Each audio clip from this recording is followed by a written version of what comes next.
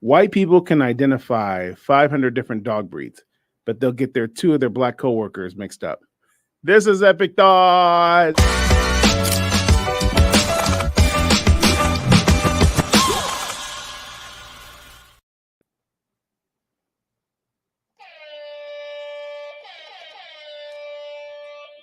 Our computer system is acting funny like always, so we don't know which computer. I don't know which computer to look at. We have, we have this one that's in front of me is like a monitor, so I look at that one for notes and monitors, and when we do live shows, people could talk to me and I could read it on that monitor. And then I have my computer. This is what I control when I want like to play a video or something like that. And then there's the one that's connected to the board, and I don't know what's going on in that one. And so sometimes it gets confusing which one's giving me the record, because sometimes they're off. They differ by a few good 7 to 10 seconds. So it's pretty interesting, the different. And then it's always interesting after that to see what actually shows up on the live or on the recording. So anyways, welcome to Epic Thoughts. I am your host, Ramon. I hope you are having a wonderful day. I hope you are having the blessings of God just flowing through your life. I'm happy to be here. We have better lighting. Praise the Lord. Got a tree in the back, so we doing big things, like bigger things than biggers. Okay, and so yeah, doing some good stuff going on, man. We're gonna get right into it. I don't know how long this is going to be. This is not going to be one of our longer episodes. It's going to be one of our shorter ones. We're just going to just flow. In my hand, let me hold it up right here. In my hand right here, make sure the camera gets it. Yep. This is the 14-page indictment to Mr. Sean Combs. This is the indictment, United States District Court, Southern District of New York versus Sean Combs, a.k.a. Puff Daddy, a.k.a. P. Diddy, a.k.a. Diddy, a.k.a. PD, a.k.a. Love. It literally says that, Love. Okay, so I printed it out. I read it from page 1 to page 14, and it's pretty incriminating. I'm not going to lie. It was... it's pretty incriminating. So if you are not aware of it, let me keep you up to speed real quick. We've known him for years. Puff Daddy, so I blended all his names together. Puff Daddy, we've known him for years. He's the source of popular artists like Notorious B.I.G., Mary J. Blige. He pretty much had a hand in so many different people's careers. Craig Mack, Faith Evans, Bad Boy Entertainment, which has released so many different, that's been the forefront for so many other artists. I can even mention that certain other labels have kind of ventured off of Bad Boy, like Def Jam and stuff like that. It's just been, in the 90s, he was huge. Hit after hit. Mace, Black Rob, before he passed, rest in peace. So many different people had affiliated with him. And he was at the time, him coming out in the 90s, he was just such a relief from the West Coast gangster image. It was either, there wasn't really something on the East Coast, but it was like a refreshing kind of music that brought people together. He was he is, I don't know how to use it in light of things. He's been known as someone who has a extreme, just creative,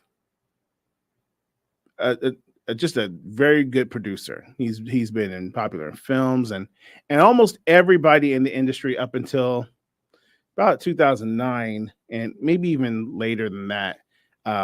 Everybody in the industry, if you had a room with Puff Daddy, then you're somebody. Puff Daddy does not come cheap. He doesn't come easy. Pause. Anyways, I'm sorry, guys. I'm sorry. He's finding himself in a little bit of trouble. Just a little bit. We've all known about the stuff, and it's, for me, I didn't think it was going to go as hard as it did. He's been on the news maybe about a year ago. One of the last artists he kind of made big was Cassie. who was just a one-hit wonder, to be honest with you. I don't remember her for any other songs except Me and You. I know that in New York and the East Coast, they were playing a little bit more Cassie music, but the West Coast, we wasn't really getting a lot of Cassie. And she came out with some very intense allegations about being abused. And then outside of that, we started hearing these stories start coming out from the industry people of the kind of personality Diddy brought to the table, the kind of person he was, how he partied. We've known of things like Diddy's white parties and stuff like that. I even have a family member who dated Diddy. So, I mean, which in lieu of this makes me want to make a phone call after this, but I just, he's just been part of so many people's social awareness, and he's been part of pop culture for decades now, 3 decades. And so Cassie came out with these allegations. And I don't quite remember all those allegations. I remember there was allegations, and then there was there was an NDA that was signed, and then there was they settled on an amount of money to keep her quiet and whatever. Then a video came out, and I don't think the video was of Cassie, it was of another woman, that in the hallway of a hotel where Puff Daddy is literally beating up a woman, and he's wearing nothing but a towel, and he's literally punching and kicking this woman in a hallway. And this was, I think, maybe 8 years ago that this video was taken. And on the back end of that video, he had paid it off. He bribed the people to keep it hush, not let the video get out. Here we are 8 years later, it gets out. And now more information started coming away to the point of now he is facing, if any of this is accurate, and I'm not going to read this whole thing. You can find it online. If any of this is accurate and he goes to jail, which if this is true, he's going for a very long time. I'll just say that. The prison journey for Diddy is going to be extraordinarily painful for him. It's going to be extraordinarily painful for him. This is some very serious stuff. And I have a couple of thoughts about it, and I'll share them today. A couple of thoughts about this whole thing. One is, first of all, the first count is racketeering conspiracy. Now, for those of you guys who aren't familiar with the word racketeering, racketeering basically means like mafia style business organization, like mob, not necessarily gangsters. This is like a mafia, like Capone type stuff. That's what racketeering charge is. And a racketeering charge, first of all, let's just point this out. Racketeering charge normally is not for one person. A racketeering charge, and then and later it talks about a RICO. A RICO means if you can charge one person with a count, if you can indict one person of a crime, you can indict everyone associated to that person with the same crime. So that's what a RICO is. So when you're talking about a racketeering and a RICO charge, that means that they're just not going after Puff. They're going after everybody associated with Puff. That's something to think about. So he's been indicted of racketeering. He's been indicted of running basically a prostitution ring, transporting, kidnapping, and transporting over state lines. That's crazy. I didn't even think about that stuff. There's been reports of, let me just see if I can read real quick. It's just so many things. It was so many. A lot. There's drug charges in here. There's kidnapping charges. There's transportation. There's sex work, like charges. And not only just New York, but they said they got him in California, all kinds of stuff that since 2009 till right about now, he's been running this organization that basically kidnaps women and men, forcing them to do sexual acts, forcing them through coercing people to do what he wants them to do through abuse, violence, bribery, and abuse physically, mentally, verbally, sexually. He's just been if we could break down the definition of the word villain, we have it right here and Puff Daddy. And it's I don't think we're done. I think more stuff is going to come out because you can't do some of the things that I read in this document and you can't do it by yourself. There's just absolutely no way you could do that by yourself. So as time comes by, we'll see more things come out. What's been interesting too, since 3 days since it's been, we're about 4 days now, five, because it's Sunday. It's pre-recorded. So since the indictment on Sean Combs has been done, we've had about 20 to 25. I've heard numbers that say 30, but reputable people in either the industry or in the area or have had connection with Puff step down from their high level positions. That's something scary. Some it could be, we are going into fall, and I know some companies in New York had some downsizing and just had a really bad summer, and some people had to step down because of the career. So it's just the wrong time. But I don't know about all of them, all 25 in the last, 3-4 days. That's gives me cause to pause right there because it's like, yo, what really happened? And I think that's what people want to know. Like, dude, what really happened? And were we fooled by this? Like, this is crazy. But the thing I want to get out off my chest the most is that I guess I don't know. Like for me, I don't get starstruck very quickly. I'm trying to think the last time I was starstruck, if I was starstruck. Um, it had to be when I was little. I mean, growing up in California, growing up in Southern California, and then I grew up, my teenage years were in Altaloma. So if you don't know much about Altaloma, this, people say, oh, Rose from Rancho. I'm from Rancho, but I grew my high school, junior high years, outside of commuting back and forth from LA and back and forth with friends, I lived in Altaloma. And Altaloma had a lot of celebrities that commute from Altaloma. So like my homeboy was neighbors with, and I mean, you wouldn't know now because this is 30 years later or something like that. But my homeboy's next door neighbor was the redhead guy from the Miller Outpost commercials. You had to be a Gen Xer to know Miller Outpost. So, for you Gen Zs and Gen Y millennials might know, but yeah, Google Miller Outpost commercials.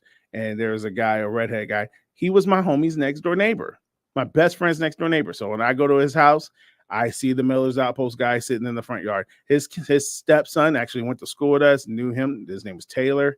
We knew him very well. We were in the neighborhood. So when I was at my homie's house, which was like all the time, we'd play. We play basketball. We played with our laser tag guns in the neighborhood. We had these crazy wars in the whole cul-de-sac. And that's how we lived back then. We had nothing else to do. So he was there. The mom from Family Matters went to the church I was going to when I was a 18-year-old, along with TK Carter. TK Carter was also on Punky Brewster. Anthony Kiedis came to my school for a basketball game along with Soleil Moonfry.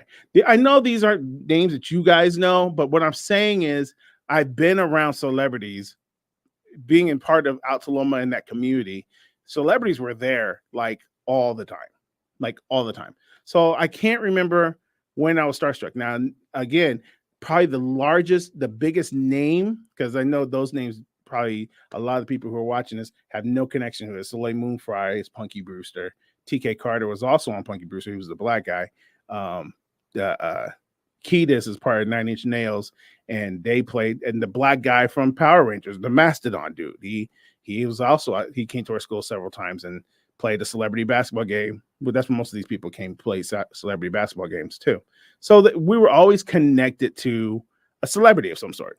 There wasn't that far of a degree of separation at that time growing up in the 90s from us to a celebrity. So I think and I even had a cousin that was part of Lynch Mob. And by marriage, I had another relation with Yo-Yo, the rapper.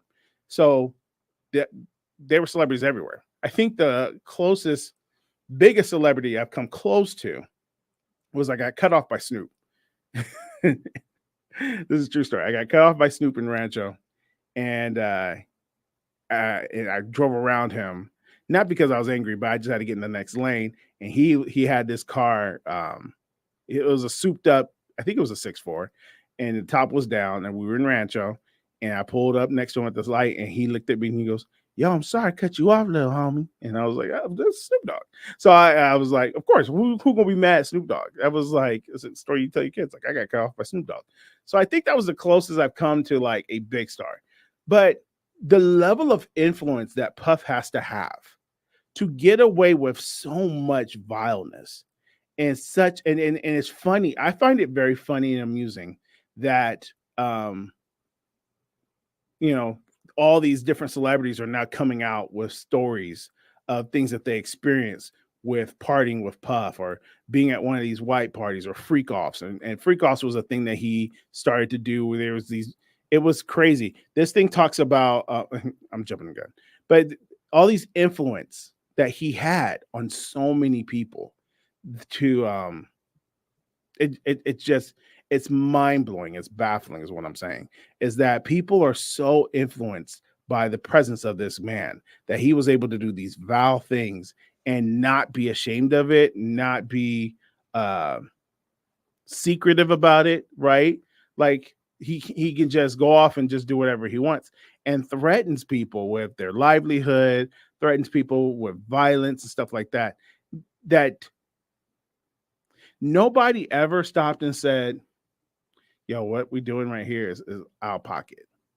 Like, I understand sinners are sinners. I do understand that there's a lot of people who have a presence and idea of God who are probably at these situations, and they weren't at these parties, and the Holy Spirit didn't tug on their heart. My mind is I'm blown away about what actually, and the Bible talks about being very careful around people with power and wealth, that we're not so amused by them that we bypass them, or we give them special treatment because of what they have or how much money is in their bank and things like that. We have to be very mindful not to be caught up in that kind of conversation, because that could be a very painful way to well, first of all, it doesn't please the Father. Okay. Remember, people is God's highest creation, right? That's his best gift. That's his gift. He loves his people. He loves he loves who he created. Sin, in a nutshell, is you're insulting or hurting or offending his greatest creation. And so when we give into and give special treatment, or we turn a blind eye because that person has resources, or that person is influential, we're basically putting a level of priority, saying this person is better than these other people. And the Bible talks about being careful what you do to the least of these. He's very careful with that. Jesus does. And I'm gonna have a scripture too that kind of puts things in perspective from my point of view on this whole matter, because this thing is crazy. If you're into this, if you're into legal stuff, and I am, this indictment will be incredible to read. It covers so much stuff. So so I'm confused, and I've seen photos after photos of certain individuals at these parties. There's some ministers that are at these parties. They were pastors, some people that we looked up to in these parties, some politicians at these parties. Like, if you're anybody who's who will show up at these parties. And I find it very interesting that all the people who have these stories now, this is why it's very careful to pick your friends out very clearly or very closely, because all these people who have these crazy stories about what they saw, what they did, yo, if you were there and you saw beginning to end of what happened, you're an accessory to this joint. I don't care if you saw it and you were like, "This hurt my feelings," but I kept watching.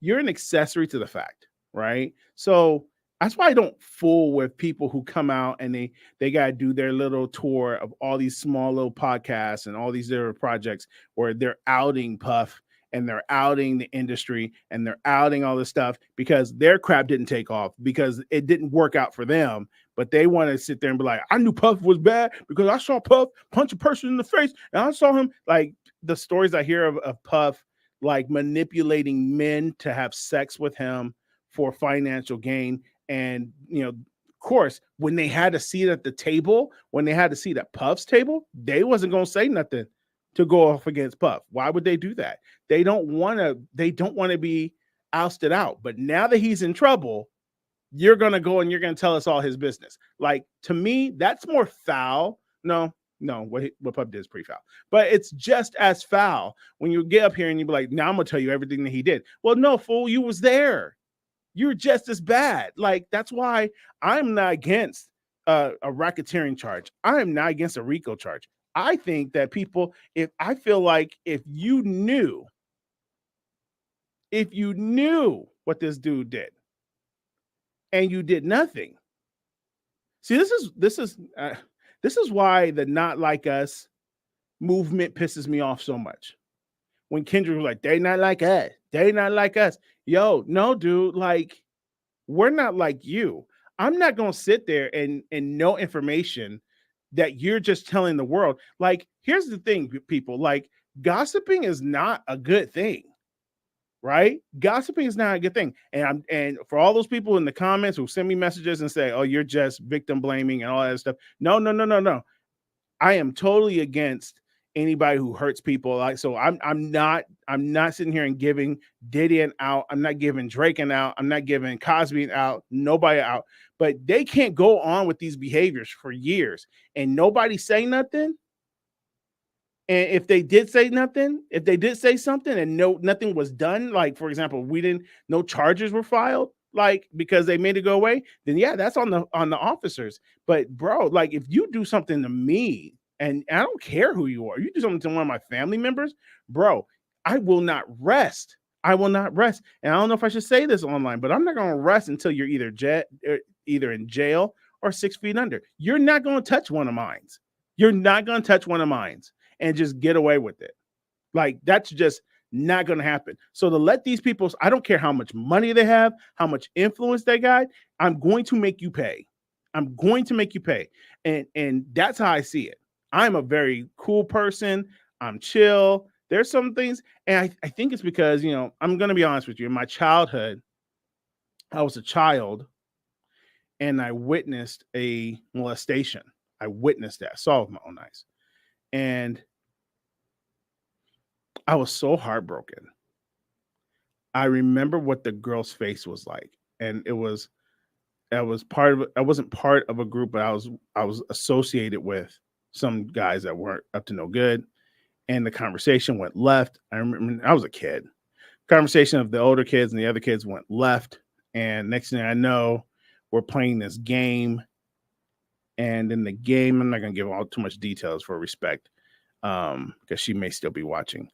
They found her and they called out to all the other guys. And I did have a little crush on her, tiny little crush. And I saw them and I was so fearful. I just stood there and I just watched. I didn't know what to do. And there were so many of them. And like, if I went to stop them, I'm like, I don't know if I'd be standing here today. So I get the fear element of it, but I'm a grown man now. Like, I'm a grown man. You ain't gonna do nothing to nobody. I'm a grown man. We're gonna have problems. And I'm the one person you don't want to have problems with. I mean, Diddy may have some serious issues, but because he's got money and stuff like that. That's the only thing he got up on me. If they got money, they could probably do more to me than I could do to them. But I guarantee you, I'm not going to be quiet about it. So it irks me that he's been doing this since 2009 and nobody say this until now. I don't care. That's how I feel. That's how I feel about the whole matter. That to me is it's maybe it's a way for people. I don't know. Maybe it's a way for people to push out, their own, like, it's a way for people to be like, clean their own conscience on the matter. You know, I don't know, but it just doesn't work for me. Yo, what's up? Heritage Park is officially part of the school community. What is that, you ask? The school community is a community where you get to connect with Heritage Park on the really unique way. You get access to Heritage Park's behind the scenes. You get access to our courses that we're creating, the Unstuck series and any other new courses that we have coming out. You get to be sneak peek on some of the newest music and newest projects that we're working on. You're invited to all our performances online. You'll also get to be part of our listening parties. You'll get to be part of our premiere parties where you get to watch your project and give your feedback. You'll be the first to see our trailers, all kind of cool stuff. You also can even set up times to have one-on-one conversations where we can critique or work with you, or you can work with us on new projects that you're good at going on, or maybe get a part working with one of our projects. Who knows? But listen, if you want to be part of the school community, it's very simple. Click the link in the description and join. It's absolutely free until October 1st. After October 1st, there will be a paid subscription, about $10 a month. But if you get on it free before October 1st, then you're free for life. That's it. You don't have to pay nothing else. You get grandfathered into free. All right. So join today. October 1st is our deadline. Click the link in the description and I'll see you there. I totally hate that commercial. I hate everything I do. I hate the way I look on camera. It's weird. And then talking, I got like mush mouth. Lick the clink. Ugh. Lick the clink. Ugh. Pause. Yo, so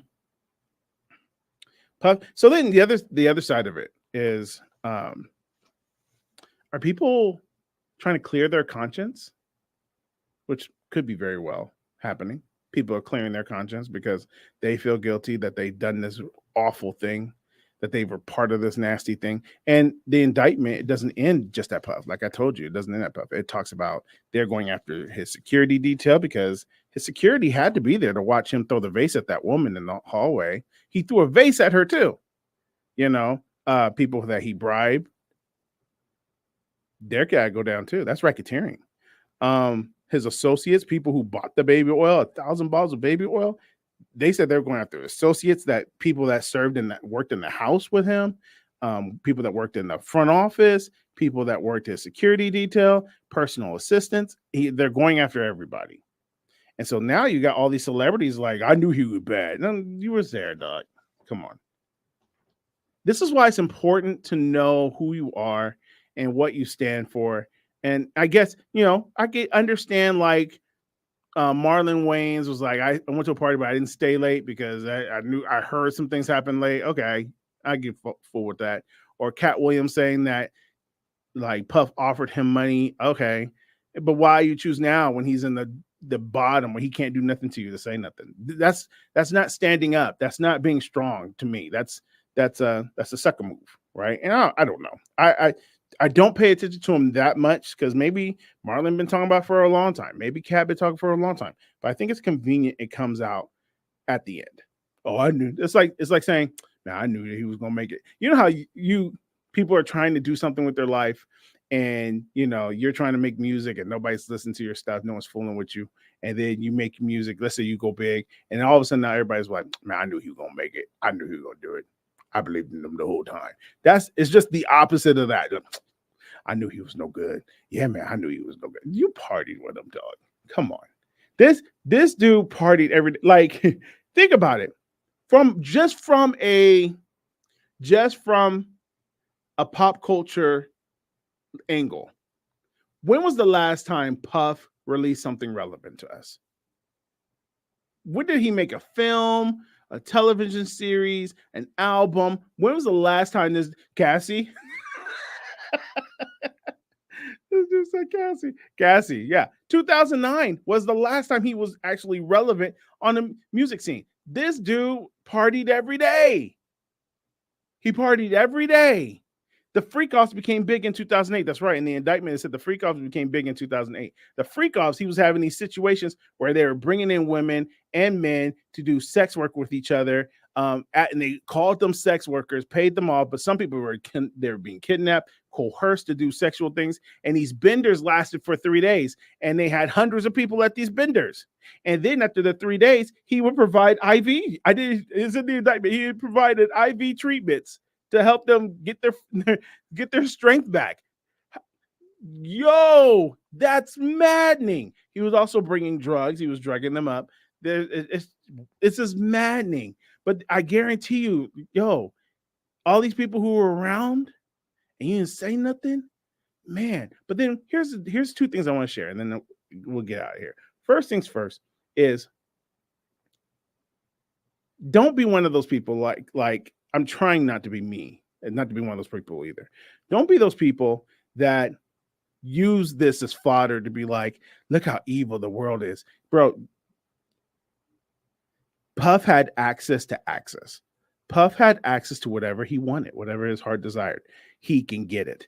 And I always, before I sit there and really start judging him, I have to ask myself the question, what would I do with that kind of access?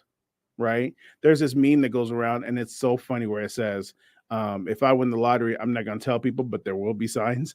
I believe that's me 100%. If I won the lottery and there was a big lot of money, I ain't going to tell nobody I won the lottery, but I guarantee you there'll be signs that I won the lottery. Like, my gas tank will always be full. I have the freshest J's on all the time, and just keep, like, there'll be tiny little things like that. But who knows, man, when the world bows to you, because the world bowed to Puff. It bowed to Puff. What would you do with the world bows to you? Like, they say, you want to know the heart of a man or a woman. We can say woman too. If you want to know the heart of a person, give them power. And Puff got that. A kid from New York, or I think he's from New York, a kid growing up, struggled just like most of us did. And all of a sudden now he has influence, power, and money. You give a person power, influence, money, and then you find out who they really are. And he probably was somebody who was hurt when he was a young person. This is just hurt people hurting people. So we need to pray for him. I'm not praying that, God gets him out of the situation. He has to pay the price. I do believe that, but we pray for him. But don't sit there for a think. And don't sit for a minute and think that you're better off because you didn't do the stuff that he did. You didn't have the access he has. If you had the access Puff has, who knows what kind of person you are?